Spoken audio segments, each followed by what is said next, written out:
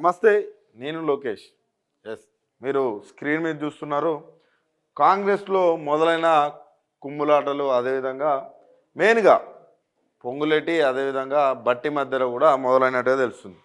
మొత్తానికి గతంలో ఏదైతే ఆ ఎన్నికల ముందు అసలు కాంగ్రెస్ గెలుస్తుందా, అధికారంలోకి వస్తుందా అని అంటే అది ఆశ్చర్యకరమైన విషయం అన్నట్టుగా చూసేవాళ్ళు. వాళ్ళు అన్యూన్యంగా అసలు తెలంగాణలో కాంగ్రెస్ పార్టీని అధికారంలోకి తీసుకొచ్చారు.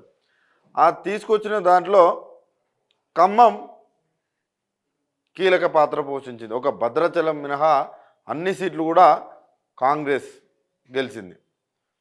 అయితే ఈ నేపథ్యంలో ఈ మధ్య మళ్ళీ అధికారంలోకి వచ్చిన తర్వాత ఎవరైతే ఉన్నారో ముఖ్య నేతలుగా చెప్పుకునే వీళ్ళిద్దరు కూడా ఖమ్మంలో ఒకరు మంత్రిగా, ఒకరు ఉప ముఖ్యమంత్రిగా కూడా వీళ్ళు కొనసాగుతున్నారు.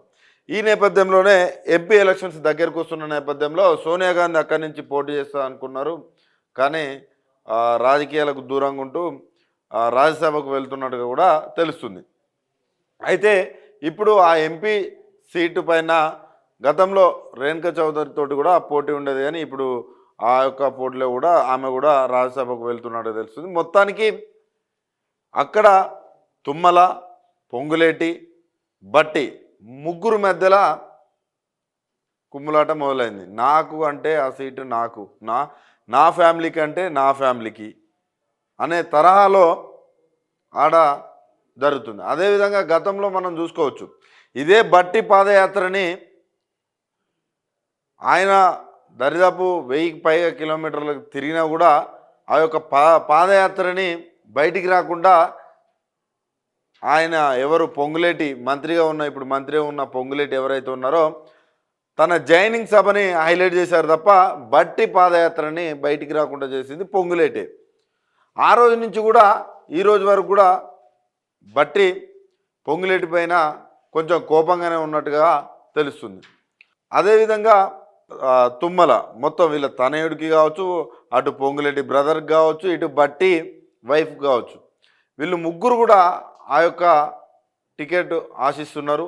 అదేవిధంగా అక్కడ ఎవరైతే బట్టి విక్రమార్క వైఫ్ ఉన్నారో అక్కడి నుంచి కొన్ని వందల కార్లతోటి అయితే హైదరాబాద్ చేరుకొని ఆ యొక్క అప్లికేషన్ ఎవరైతే ఆమెకు ఆ ఎంపీ టికెట్లో అక్కడ నాకు ఇవ్వాలని అయితే ఆమె దరఖాస్తు చేసుకున్నారు గాంధీ భవన్లో. ఆ యొక్క దరఖాస్తు నేపథ్యంలో బల ప్రదర్శనకి దిగారు.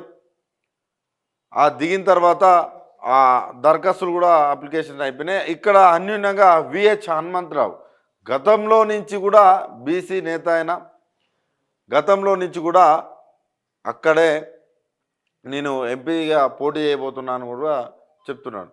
మొత్తానికి రాజకీయాల్లో అన్ని పార్టీలు ఒక ఎత్తు అయితే కాంగ్రెస్ పార్టీ ఒక ఎత్తు. అటు ఒక ఖమ్మమే కాదు, కాంగ్రెస్ మొత్తం కూడా ఇప్పుడు కుమ్ములాటలు మరొకసారి తెరపైకి వస్తున్నాయి. ఎందుకనంటే ఇటు నల్గొండ కూడా మనం చూసుకోవచ్చు, అక్కడ నల్గొండ కావచ్చు, అదేవిధంగా భువనగిరి, ఈ రెండు టికెట్లకు కూడా చాలా టఫ్ ఫైట్ నడుస్తుంది. ఎందుకనంటే పటేల్ రమేష్ రెడ్డికి నల్గొండ ఇస్తానన్నారు, కాకపోతే ఆ నుంచి జానారెడ్డి కుమారుడు ఆశిస్తున్నారు. అదేవిధంగా భువనగిరి టికెట్కి వచ్చేసి ఇటు ఎవరైతే రాజగోపాల్ రెడ్డి వైఫ్ కావచ్చు, కోమటిరెడ్డి కూతురు కావచ్చు, వీళ్ళు కూడా ఆ 2 సీట్లు కూడా మా కుటుంబానికే రావాలని చూస్తున్నారు. అదేవిధంగా రేవంత్ రెడ్డి ఏమో చలమలకి ఆడ సపోర్ట్ చేస్తున్నారు. ఎందుకనంటే ఈ యొక్క నల్గొండలో వాళ్ళ యొక్క పెత్తానం, అంటే వారి యొక్క నల్గొండ అంటే కోమటిరెడ్డి బ్రదర్స్ అనే విధంగా నల్గొండ ఉంది కాబట్టి దాని నుంచి బయటికి తీసుకురావాలి ఏదైతే కాంగ్రెస్ కార్యకర్తలని అయితే చాలా పకడ్బందీగానే ప్లాన్ చేస్తున్నారు. ఎందుకంటే కుంభం అనిల్ని కూడా తీసుకురావడంలో కూడా అందులో భాగమే. ఆయన బీఆర్ఎస్లోకి పోయినా కూడా కాంగ్రెస్లోకి తీసుకురావడం కూడా అందులో భాగమే. మొత్తానికి ఇదే కాదు, నాగర్ కర్నూలు కావచ్చు, ఇటు మొత్తం రాష్ట్రం మొత్తంలో కూడా ఈ కుమ్ములాటలు జరుగుతున్నాయి. అసలు వాళ్ళు అధికారంలోకి వచ్చిరు కానీ పరిపాలన కంటే పదవుల పైన ఎక్కువ ఫోకస్ చేస్తున్నారు వాళ్ళు. నా వర్గానికి ఏమన్నా పదవులు వచ్చాయా రాలేదా, లేకపోతే నా వర్గానికి ఏమన్నా నెక్స్ట్ టికెట్స్ ఇప్పించుకోవాలా లేదా, ఇవన్నీ కూడా జరుగుతున్నాయి. కానీ ఇక్కడ ఇంకొక విషయం కూడా చెప్పాలి మీకు. ఏదైతే రేవంత్ రెడ్డి తెలుగుదేశం పార్టీ నుంచి కాంగ్రెస్లోకి వచ్చిన తర్వాత తెలుగుదేశం పార్టీ నుంచి చాలామంది నాయకుల్ని రేవూరు ప్రకాష్ లాంటి నాయకుల్ని కావచ్చు, కొంతమందిని తీసుకురావడం జరిగింది. ఇప్పుడు ఇదొక ఊహాగానం కూడా ఉంది. మొత్తానికి కాంగ్రెస్లో ఇదొక చర్చ కూడా జరుగుతుంది. తెలుగుదేశం కాంగ్రెస్ సపరేట్ అయింది. అదేవిధంగా గతంలో కొన్ని సంవత్సరాల నుంచి అదే పార్టీలో ఎన్ఎస్ఐ నుంచి వచ్చిన నేతలు అయితే ఎవరు ఉంటారో వాళ్ళంతా వన్ సైడ్ అవుతున్నారు అని కూడా ఇది కూడా ఒక చర్చ జరుగుతుంది. ఎందుకనంటే ఎగ్జాంపుల్ చెప్పుకోవచ్చు, పటేల్ రమేష్ రెడ్డి విషయంలో చెప్పుకోవచ్చు. ఏదైతే రేవంత్ రెడ్డి అనుచరుడు అని చెప్పుకుంటుంటారు, ఆడ దామోదర్ రెడ్డి ఏదైతే గతంలో నుంచి కూడా మంత్రిగా చేశారో, గతంలో నుంచి కూడా కాంగ్రెస్ పార్టీలో కొనసాగుతున్నారు. కాబట్టి దామోదర్ రెడ్డికి ఆడ టికెట్ ఇచ్చారు. ఇప్పుడు ఎంపీ టికెట్లో కూడా ఇప్పుడు ఆ నల్గొండ ప్రాంతానికి సంబంధించి కోమటిరెడ్డిని కోమటిరెడ్డిని ఏంది టికెట్ల విషయంలో కావచ్చు, అన్ని ఆ వ్యవహారాలు కావచ్చు, కోమటిరెడ్డికి అప్పగించిన అన్నప్పటికీ కూడా అందులో కొంతమందిని అక్కడ ప్రోత్సహిస్తున్నారు.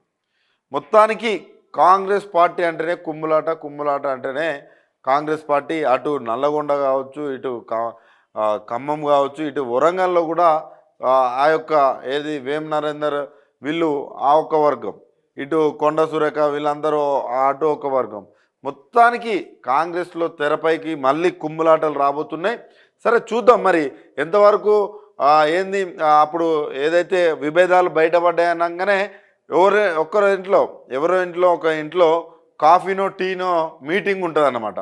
మరి ఇప్పుడు ఎవరింట్లో మీటింగ్ పెడతారనేది కూడా మనం చూడాలి.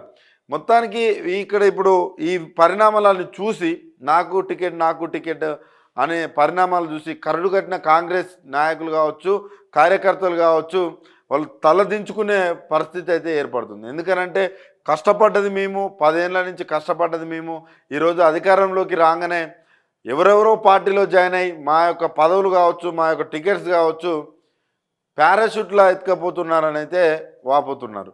మొత్తానికి కాంగ్రెస్లో ఇలాంటి కుమ్ములాటలు సహజమైనప్పటికీ కూడా కేంద్రంలో అధికారంలోకి రావాలి అంటే మాత్రం ఈ కుమ్ములాటలు వాళ్ళకి మైనస్ కావచ్చు. ఎందుకంటే కేంద్రంలో ఆల్రెడీ ఎన్డీఏ కూటమి చాలా ముందుకు దూసుకెళ్తుంది.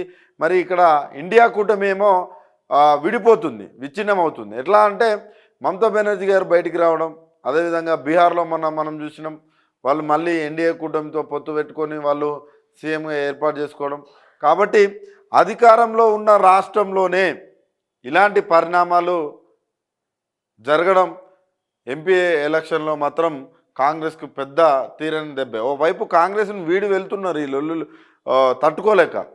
గతంలో కూడా చాలామంది కూడా ఇవన్నీ ఎందుకురా బాబు అని బయటకు వచ్చిన వాళ్ళు చాలామంది ఉన్నారు.